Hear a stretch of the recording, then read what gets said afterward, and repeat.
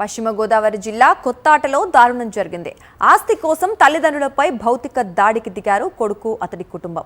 తల్లిదండ్రులు కొప్పనాతి సూర్యనారాయణ, కస్తూరిబాయిపై కొడుకు ముత్యాలరాజు, మనవళ్లు రాధాకృష్ణ, శేఖర్ దాడి చేసి చితకబాదారు.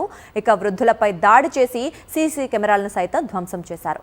అయితే అప్పటికే దాడి చేసిన దృశ్యాలు రికార్డయ్యాయి. బాధితుల తీవ్ర గాయాలతో నర్సాపురం ఆసుపత్రిలో చికిత్స పొందుతున్నారు.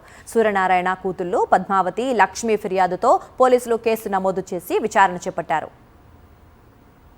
పశ్చిమ గోదావరి జిల్లా కొత్తాటలో దారుణం జరిగింది.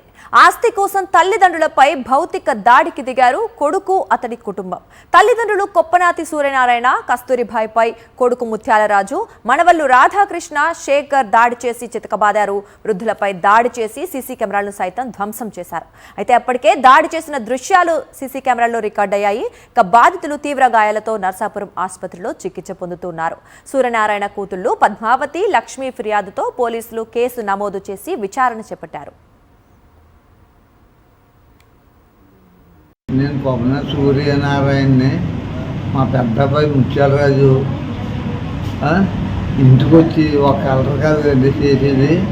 ముత్యాలరాజు, పెద్ద కొడుకు రాధాకృష్ణ, శేఖరు, వీళ్ళు మొత్తం వచ్చండి వైర్లు పీకేసి స్టీల్ సామాన్లు రాడ్లు ఉన్నాయండి, 3 ఇచ్చుకుని వచ్చేసి పొడిచేస్తున్నాడండి.